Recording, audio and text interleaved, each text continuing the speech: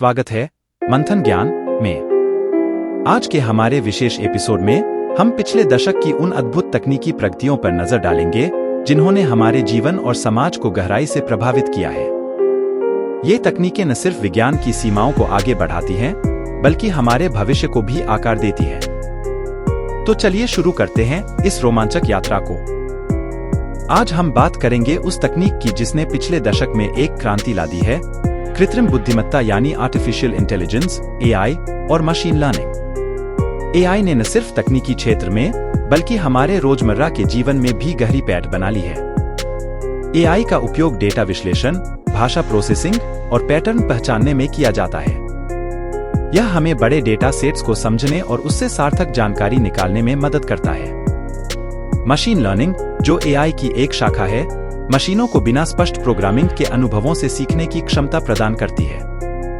यह तकनीक स्वयं डेटा का विश्लेषण करके पैटर्न्स को पहचानती है और फिर उस ज्ञान का उपयोग नए डेटा पर निर्णय लेने में करती है। एआई का अनुप्रयोग विभिन्न क्षेत्रों में हुआ है, जैसे कि स्वास्थ्य सेवा में रोग निदान और उपचार, वाहनों में आत्मनिर्देशित प्रणाली और यहाँ तक कि ग्राहक सेवा में चैटबॉट्स के रूप में भी। इस तकनीक की वजह से आज हम उन संभावनाओं की ओर बढ़ रहे हैं जो पहले अकल्पनीय थी। एआई और मशीन लर्निंग ने हमारी दुनिया को नई दिशा दी है और इसके आगे के विकास से हमें और भी कई अद्भुत नवाचार देखने को मिलेंगे। आज हम बात करेंगे जीन संपादन की एक क्रांतिकारी तकनीक क्रिस्पर-कास9 के बारे में।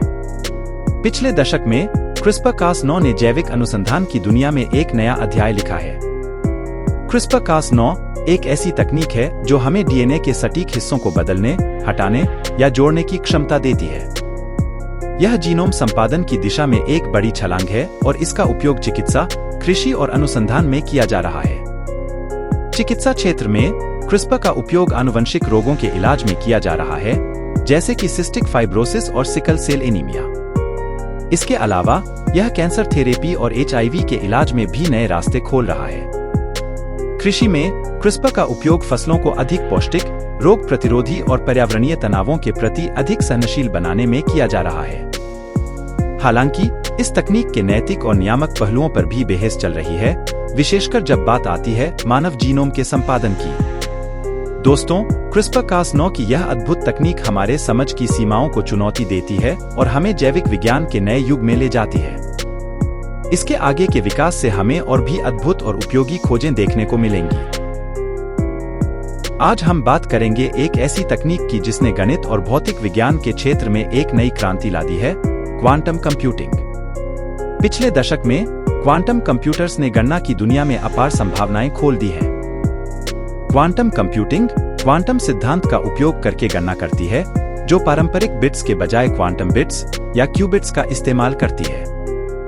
ये क्यूबिट्स एक साथ अनेक स्थितियों में रह सकते हैं, जिससे यह तकनीक अत्यधिक शक्तिशाली और तेज हो जाती है। इस तकनीक का उपयोग जटिल समस्याओं को हल करने, जैसे कि दवा विकसित करने, वित्तीय मॉडल्स बनाने और यहाँ तक कि मौसम की भविष्यवाणी करने में किया जा सकता है। हालांकि क्वांटम कंप्यूटिंग अभी भी अपने प्रारंभिक चरणों में है और इसके पूर्ण विकास में अभी भी कई चुनौतियां हैं। इसमें क्यूबिट्स को स्थिर रखने और त्रुटियों को कम करने की चुनौती शामिल है। फिर भी इसकी अपार संभावनाएं और अत्याधुनिक अनुसंधान हमें एक ऐसे भविष्य की ओर ले जा रहे हैं जहां गणना की सीमाएं नए स्तरों तक पहुंच जाएंगी। तो दोस्तों, क्वांटम कंप्यूटिंग की यह रोमांचक तकनीक निश्चित रूप से आने वाले वर्षों में हमारे जीवन और विज्ञान को नए आयामों तक ले जाएगी। आज हम बात करेंगे अक्षय ऊर्जा प्रौद्योगिकियों की, जो पिछले दशक में हमारे समय की सबसे महत्वपूर्ण तकनीकी प्रगतियों में से एक है।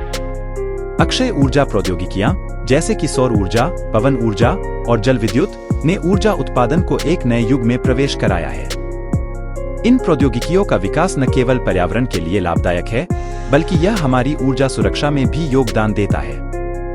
सौर पैनलों की क्षमता और दक्षता में वृद्धि और उनकी लागत में कमी ने इसे घरों और उद्योगों में लोकप्रिय बना दिया है।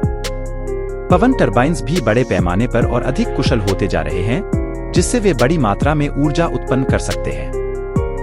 इसके अलावा बैटरी संग्रहण प्रौद्योगिकियों में हुई प्रगति ने इस बात को सुनिश्चित किया है कि अक्षय ऊर्जा को तब भी उपयोग में लाया जा सके जब सूरज नहीं चमक रहा हो या हवा नहीं चल रही हो। इलेक्ट्रिक वाहनों का उदय भी अक्षय ऊर्जा के प्रसार में महत्वपूर्ण रहा है, जो पर्यावरणीय प्रभाव को कम करते हुए परिवहन क्षेत्र को बदल रहे हैं। दोस्तों, अक्षय ऊर्जा प्रौद्योगिकियों का यह विकास हमें एक स्थायी और हरित भविष्य की ओर ले जा रहा है, जहां हमारी ऊर्जा जरूरतें प्रकृति के साथ सामंजस्य में पूरी की जाएंगी। आज हम बात करेंगे 5G नेटवर्क्स की, जो पिछले दशक की सबसे उल्लेखनीय तकनीकी प्रगतियों में से एक है। 5G या पांचवीं पीढ़ी का मोबाइल नेटवर्क डिजिटल संचार के क्षेत्र में एक बड़ी छलांग है। इसकी असाधारण गति और कम विलंबता, लो लेटेंसी के कारण 5G ने इंटरनेट का अनुभव ही बदल दिया है। 5G की गति 4G LTE से कहीं अधिक है, जिससे बड़ी फाइलें डाउनलोड करना, वीडियो स्ट्रीमिंग और ऑनलाइन गेमिंग अत्यंत तेज और आसान हो गया है। इसका लाभ दूरसंचार से लेकर स्वास्थ्य सेवा, शिक्षा और वाहनों के स्वायत्त संचालन तक में देखा जा सकता है। 5G का एक अन्य महत्वपूर्ण पहलू है इसकी विशाल कनेक्टिविटी। यह तकनीक अधिक डिवाइसेस को एक साथ जोड़ सकती है, जिससे इंटरनेट ऑफ थिंग्स (IoT) के लिए नए द्वार खुलते हैं। हालांकि 5G तकनीक का विकास और प्रसार अभी भी चल रहा है। इसमें व्यापक इंफ्रास्ट्रक्चर निर्माण और सुरक्षा चुनौतियां शामिल हैं। तो दोस्तों, 5G नेटवर्क्स का यह विकास हमें डिजिटल संचार के एक नए युग में ले जा रहा है, जहां गति, कनेक्टिविटी और नवाचार की नई संभावनाएं हमारा इंतजार कर रही है। दोस्तों, आज के इस एपिसोड में हमने देखा कि कैसे ये 5 तकनीकें, कृत्रिम बुद्धिमत्ता, जीन संपादन, क्वांटम कंप्यूटिंग, अक्षय ऊर्जा और 5G नेटवर्क ने हमारे दैनिक जीवन और हमारे भविष्य को नया रूप दिया है। ये तकनीकियां हमारे समाज की संरचना और हमारे वातावरण के साथ हमारे संबंधों को फिर से परिभाषित कर रही है। आगामी एपिसोड में हम और भी ऐसी ही क्रांतिकारी तकनीकों पर चर्चा करेंगे।